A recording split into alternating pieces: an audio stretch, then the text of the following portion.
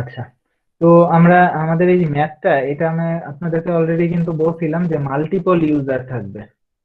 আর এটা হচ্ছে মার্কস, এখানে হচ্ছে মাল্টিপল ইউজার আছে। এটা ধরেন ইউজার ওয়ান, এটা হচ্ছে ইউজার টু, এটা হচ্ছে ইউজার থ্রি, এটা হচ্ছে ইউজার ফোর, চারটা ইউজার।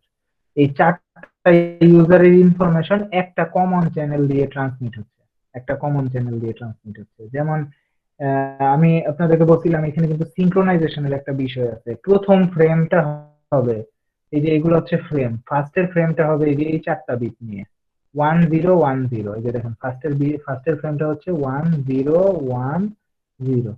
সেকেন্ড যে ফ্রেমটা হবে এটা হচ্ছে 1000, এই যে 1000, এটা হচ্ছে সেকেন্ড ফ্রেম। এইভাবে, যেহেতু এটা টিডিএম টেকনিক, এখানে অবশ্যই সিঙ্ক্রোনাইজেশনের একটা বিষয় আসবে। তো এখানে প্রত্যেকটা ইউজারের যে ডেটাটা পাঠাচ্ছে, প্রত্যেকটা ইউজারের ডেটা রেট হচ্ছে 1 Mbps, megabit per second, Mbps.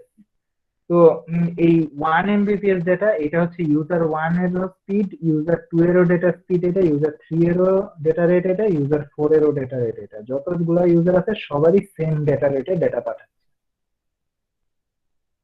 তো এখন এখান থেকে বের করতে বলছে কি, মানে এটা হচ্ছে আমার ফিগার থেকে যে ইনফরমেশন গুলো দেখার, এগুলো আমি দেখলাম। তো কোশ্চেনে বলছে যে following figure shows synchronous TM, কারণ সিনক্রোনাস না হলে কিন্তু টিডিএম এর মাধ্যমে আমি রিসিভিং এন্ডে ইনফরমেশন গুলো ঠিক মতো পাবো না। তো এখানে বলছে দা ইনপুট ডেটা ইজ 1 বিট, এই যে প্রত্যেক ক্ষেত্রে ইনপুট ডেটা হচ্ছে 1 বিট। তারপর বলছে যে find the input bit duration, এই যে ইনপুটের যে বিট ডিউরেশনটা বের করতে বলছে। ইনপুট কোনটা আর আউটপুট কোনটা, এটা যদি হয় একটা মার্ক, এটা যদি হয় একটা মার্কস, এই সাইডটা হচ্ছে ইনপুট সাইড, এই সাইডটা হচ্ছে আউটপুট সাইড। এটা হচ্ছে ইনপুট সাইড আর এই সাইডটা হচ্ছে আউটপুট সাইড। কারণ আমরা তো জানি মার্কস এর হচ্ছে এরকম, ধরেন এটা হতে পারে, এটা হচ্ছে 4 into 2, তার মানে এইগুলো হচ্ছে ইনপুট এক একটা, এগুলো হচ্ছে আউটপুট, আর এটা হচ্ছে একটা মার্কস। ঠিক আছে, তাহলে এই টিডিএমএ টেকনিকের ক্ষেত্রে এখানে বলছে যে দা ইনপুট বিট ডিউরেশন, ডিউরেশন মানে অ্যাকচুয়ালি কি মিন করে, ডিউরেশন মানে অ্যাকচুয়ালি মিন করে হচ্ছে টাইম। ডিউরেশন মানেই বলতেছে টাইমটা বের করতে, আর বের করতে বলতে হচ্ছে টাইমটা। তাহলে আপনার যেহেতু বিট ডিউরেশন বের করতে বলছে, আমরা টাইম বের করার একটা ফর্মুলা জানি। Time T is equal to হচ্ছে 1/f। 1/f মানে এফটা হচ্ছে ফ্রিকোয়েন্সি। আপনি যদি ফ্রিকোয়েন্সিটা জানেন, তাহলে ইজিলি এটাকে ইনভার্স করে দিয়ে আমি টাইম বের করে ফেলতে পারবো। তাহলে এখন আমরা এটার সলিউশনটা দেখি। আমরা এখন এখানে দেখেন, এখানে চারটা ইনপুট আছে, এখানে চারটা ইনপুট আছে। আমরা এখানে যে কোনো একটা ইনপুট, এবং সবগুলা ইনপুটের ডেটা রেট কিন্তু সেম, প্রত্যেকটা ইনপুটেরই ডেটা রেট হচ্ছে সেম। এবং এই প্রত্যেকটা ইনপুটের ডেটা রেট যেটা, এই ডেটা রেটটাই হচ্ছে ফ্রিকোয়েন্সি, এটাই হচ্ছে ফ্রিকোয়েন্সি।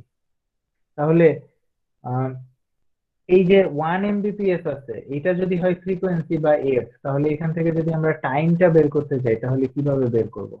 টাইমটা বের করব হচ্ছে, আমরা জানি বা ডিউরেশনটা বের করব, টি ইজ ইকুয়াল টু হচ্ছে 1/f, 1/f।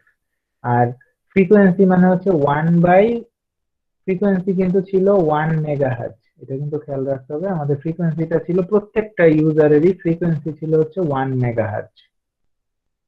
আর যেহেতু এটা 1 মেগাহার্জ, 1 মেগা মানে কি, মেগা মানে হচ্ছে 10⁶, তাহলে আমরা এটা এরকম লিখতে পারি 1 × 10⁶। মেগাটা তখন হয়ে যাবে শুধু হার্জ।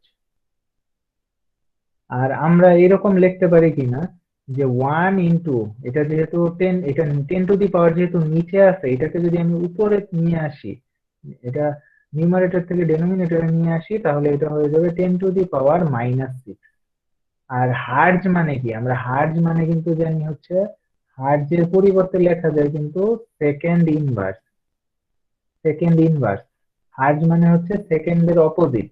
তাহলে আমরা এই সেকেন্ডের অপোজিট কে যদি আমরা উপরে নিয়ে আসি, তাহলে এটা হবে সেকেন্ড। তাহলে দেখেন আমি টাইমের মানটা পেয়ে যাচ্ছি এত সেকেন্ড। এখন 1 × 10⁻⁻6, 10⁻⁻6 মানে কিন্তু মাইক্রো। তাহলে আমি এটা লিখতে পারি 1 মাইক্রোসেকেন্ড। মাইক্রো মানে হচ্ছে 10⁻⁻⁶। তাহলে আমরা পেয়ে গেলাম the input duration of the inverse of the bit is 1/1 mbps। এটাকে ক্যালকুলেশন করলে আসে দেখেন 1 মাইক্রোসেকেন্ড। আমরা খুব ইজিলি কিন্তু এই t is equal to 1/f এই ফর্মুলাটার মাধ্যমে এই টাইম ডিউরেশনটা বের করে ফেললাম। তারপর সেকেন্ড কোশ্চেন যেটা, এটা ছিল ইনপুটের টাইম ডিউরেশন। দা ইনপুট, এখানে অবশ্যই খেয়াল রাখতে হবে ইনপুট। ইনপুট মানে হচ্ছে যে এই সাইড ইনপুটে দেখেন প্রত্যেকটা ইউজারের ডেটা রেট হচ্ছে সেম, যার কারণে আমরা যে কোনো একটা নিয়ে ক্যালকুলেশনটা করছি।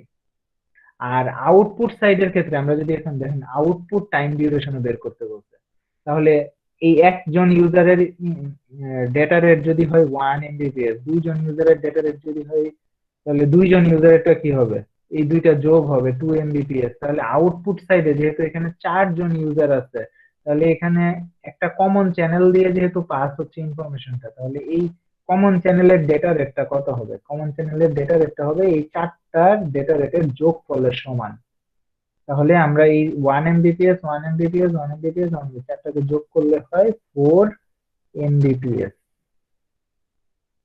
4 mbps, তাহলে আমি আউটপুট সাইডের ক্ষেত্রে ডেটা রেটটা পাইলাম হচ্ছে 4 mbps। তাহলে আমি আউটপুট সাইডের ডিউরেশন যদি বের করতে চাই, তাহলে আউটপুট সাইডের ডিউরেশনটা যদি আমি বের করি, আমি দেখাই যে similar t is equal to 1/f is equal to হচ্ছে 1/4 mbps। 4 mbps, এটা হচ্ছে 1/4 mbps is equal to হচ্ছে 1/4 ইন্টু মেগা, যেহেতু এটা হয়ে যাবে হচ্ছে 10⁶। আর আহ, এটাকে এমবিপিএস টাকে আমরা কিন্তু মেগা হার্টজও লিখতে পারি, ইকুইভ্যালেন্টলি এটাকে মেগা হার্টজ বলা যায়। তাহলে এটাকে লেখা যায় হচ্ছে এত সেকেন্ড ইনভার্স।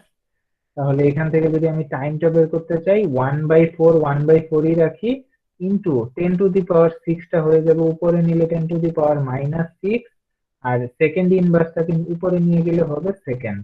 তাহলে 1/4 ইন্টু এই 10⁻⁻⁶ সেকেন্ড মানে হচ্ছে মাইক্রোসেকেন্ড।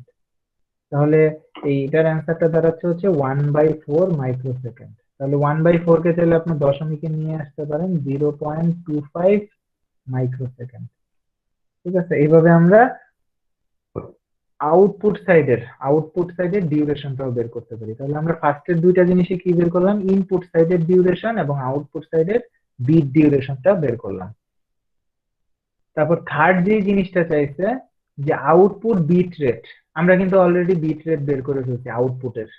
এই যে ইনপুটের বিট রেট ছিল হচ্ছে 1 mbps, আর আউটপুটের বিট রেট কত ছিল, এই চারটার যোগফলের সমান। তাহলে আউটপুটের বিট রেট হবে 4 mbps।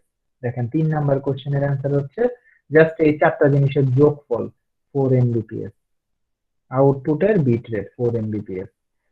আর যে লাস্টের যেই পার্টটা আছে, লাস্টের পার্টটা হচ্ছে যে output frame rate. Frame frame কি জিনিস বলেন? ফ্রেম মানে হচ্ছে এই যে দেখেন এখানে চারটা বিট নিয়ে হচ্ছে কি একটা ফ্রেম। এখন আমি এটার একটা শর্টকাট বলতে পারি, ফ্রেম রেট হচ্ছে ইনপুট সাইডের বিট রেটের সমান থাকে সব সময়।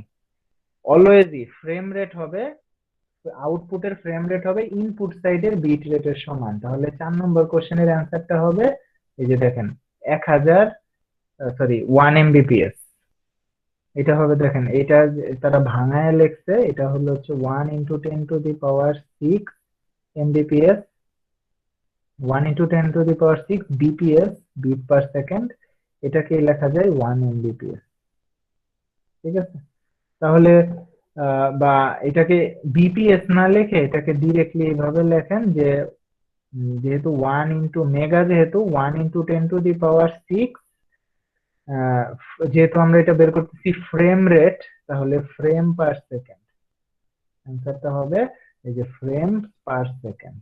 তাহলে এই 4 নম্বরটার যে শর্টকাটটা হচ্ছে এরকম যে আমরা ফ্রেম রেটটা হবে যে কোনো একটা ইউজারের ইনপুট বিট রেটের সমান। যেহেতু একটার ইনপুট বিট রেট হচ্ছে 1 মেগাবিট পার সেকেন্ড, তাহলে আউটপুট ফ্রেম রেট হবে 1 মেগা, মানে হচ্ছে 1 × 10⁶, এই যে একের পরে 6টা শূন্য, তারপর ফ্রেম পার সেকেন্ড।